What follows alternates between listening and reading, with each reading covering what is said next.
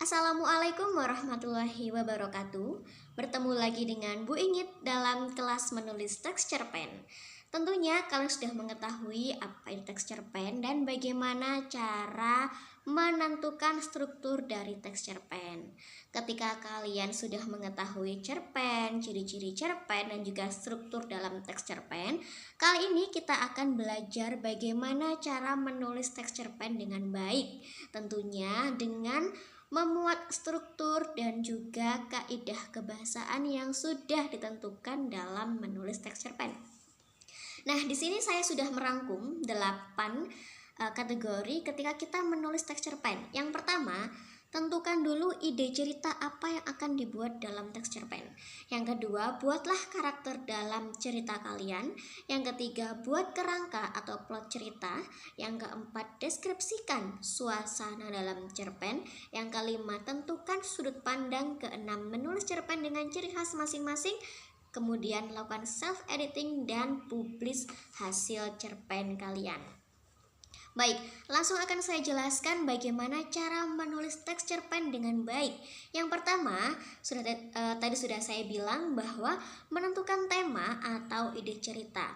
Tentunya kamu harus mengetahui kira-kira apa yang akan diambil dalam teks cerpen itu. Kamu bisa mengambil tema pendidikan, sosial, kebudayaan, atau hal lainnya. Nah, biasanya dalam menulis teks cerpen itu ditentukan yang namanya sudut pandang penulisnya masing-masing.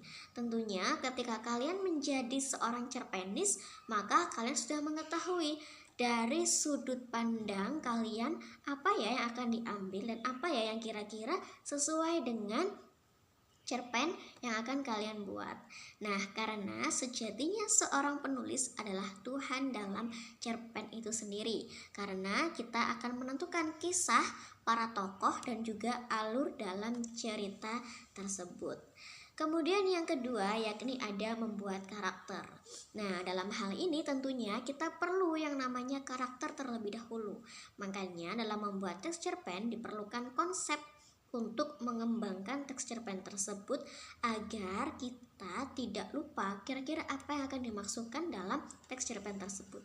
Dalam karakter ini kita perlu menjelaskan kira-kira berapa tokoh yang akan kita pakai, kemudian mereka akan kita beri karakter sebagai apa, lalu apakah si A ini sebagai antagonis ataukah si B sebagai protagonis dan sebaliknya.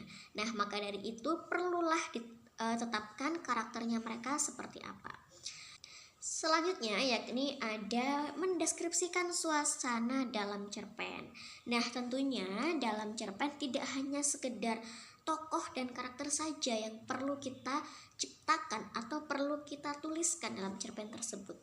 Tentunya pasti ada yang namanya suasana dalam cerpen. Kira-kira dalam cerpen itu perlu apa saja? Apakah suasananya hanya selalu sedih, hanya selalu bahagia, atau hanya selalu kalut? Nah, itu kan perlu kita gambarkan terlebih dahulu. Apa yang perlu kita gambarkan di sana? Latarnya bagaimana, tempatnya bagaimana, suasananya bagaimana. Nah, itu perlu kita tentukan terlebih dahulu. Maka dari itu, sebelum kita mengembangkan ide kita dalam membuat cerpen, pastikan kita harus membuat kerangka teks cerpen terlebih dahulu untuk memudahkan kita agar kita bisa mengembangkan tanpa ada lupa dari setiap alur yang sudah kita buat. Kemudian yang selanjutnya yakni ada menentukan sudut pandang. Nah, dalam sudut pandang ini kira-kira cara penulis memposisikan diri dalam penulisan kisahnya ini sebagai apa? Tentunya kalian sudah belajar jenis-jenis sudut pandang itu apa saja. Ada sudut pandang orang pertama, orang kedua, orang ketiga. Nah, tentunya kalian sudah mengetahui kira-kira dalam cerita kalian akan menulisnya sebagai apa? Sebagai aku, sebagai dia, sebagai nama orang, sebagai kami, atau sebagai apa. Nah, itu perlu kalian tuliskan terlebih dahulu. Atau bisa juga sudut pandang sebagai orang ketiga serba tahu. Nah, jadi banyak sekali sudut pandang yang perlu kalian telah lebih dalam agar kalian juga bisa mengetahui kira-kira apa yang akan kalian tuliskan dalam cerita kalian. Selanjutnya yakni ada menulis cerpen dengan ciri khas masing-masing. Nah, ini yang sangat menarik ya. Karena dalam setiap penulis atau setiap cerpenis tentunya memiliki ciri khasnya masing-masing ketika menulisnya. Uh, Kadang ada juga seorang cerpenis yang lebih menyukai tema pendidikan. Ada juga seorang cerpenis yang lebih menyukai tema-tema sosial, tema kebudayaan. Ada juga yang lebih menyukai kisah cinta remaja. Ada banyak sekali ciri khasnya. Tentunya setiap manusia atau setiap penulis, bahkan cerpenis, akan lebih mengetahui kira-kira mereka akan memakai ciri khas yang seperti apa, akan memakai majas yang bagaimana. Ada juga seorang cerpenis itu yang menggunakan majas hiperbola, personifikasi. Ada juga yang menggunakan simile. Ada banyak sekali majas yang digunakan dalam menulis teks cerpen. Jadi dalam menulis teks cerpen itu bukan hanya puisi saja yang menggunakan majas, melainkan cerpen juga bisa digunakan majas, asalkan kita bisa mempadu padankan majas yang kita gunakan dalam cerita kita. Nah, selain itu, seorang penulis juga harus bagaimana cara menggambarkan suasana dalam cerpen itu dengan gayanya sendiri. Jangan sampai plagiasi milik orang lain. Kita boleh membaca cerpen karya orang lain dengan syarat untuk menentukan kita kira-kira mau pakai ide tentang apa. Tapi jika kita membaca cerpen orang lain hanya untuk meniru gaya bahasanya, meniru ciri khasnya, nah ini yang perlu kita koreksi terlebih dahulu. Kira-kira kita mau memakai gaya yang seperti apa? Kira-kira kita ini mau memakai majas yang bagaimana? Nah, itu yang perlu kita sampaikan kepada para penulis atau yang perlu kita tegaskan sebelum kita menulis teks cerpen. Semoga ini masih bisa dipahami ya.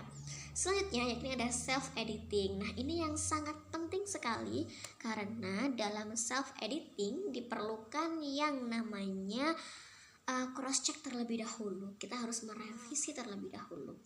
Sedikit saya beri tips. Ketika kalian sudah menulis teks cerpen, maka tentunya kalian harus memperhatikan dulu kira-kira apakah dalam teks cerpen itu sudah memenuhi unsur intrinsik dan juga unsur ekstrinsik. Ketika sudah, tentunya kalian harus menentukan terlebih dahulu apakah sudah membuat semua struktur dan juga kaidah kebahasaannya. Nah, jika sudah, taruh terlebih dahulu cerita kalian, simpan dengan rapi, kemudian tinggal sejenak. Boleh beberapa jam atau boleh keesokan harinya.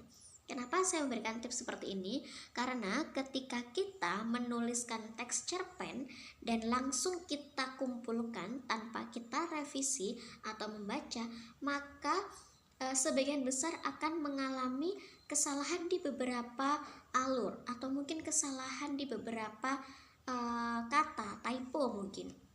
Nah, maka dari itu saran saya ketika kalian menulis teks cerpen, simpan terlebih dahulu naskah yang sudah selesai. Setelah itu baca lagi 2 jam kemudian, 3 jam kemudian, atau bahkan besoknya. Sehingga kita bisa mengetahui kira-kira apakah hasil karya kita ini sudah benar atau belum. Nah, kira-kira apa yang perlu direvisi dari hasil karya ini? Seperti itu, jadi kita harus mengetahui terlebih dahulu. Karena yang namanya self-editing, kita benar-benar mengoreksi hasil karya kita dengan sendiri sebelum kita mempublishnya di majalah terkait atau koran-koran terkait yang memang mau memuat teks cerpen kita. Dan yang terakhir yakni ada publish hasil cerpen. Dalam mempublish hasil cerpen, yang pertama tentukan platform tujuan.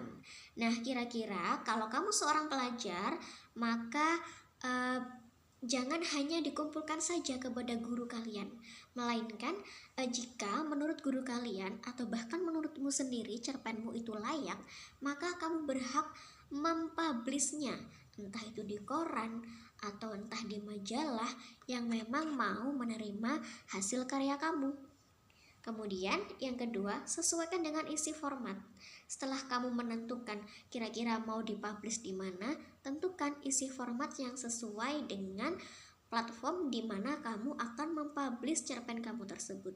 Karena tentunya setiap platform memiliki format yang berbeda-beda, sehingga akan memudahkan para editor untuk mengoreksi hasil cerpen kamu. Dan yang terakhir, upload hasil karya.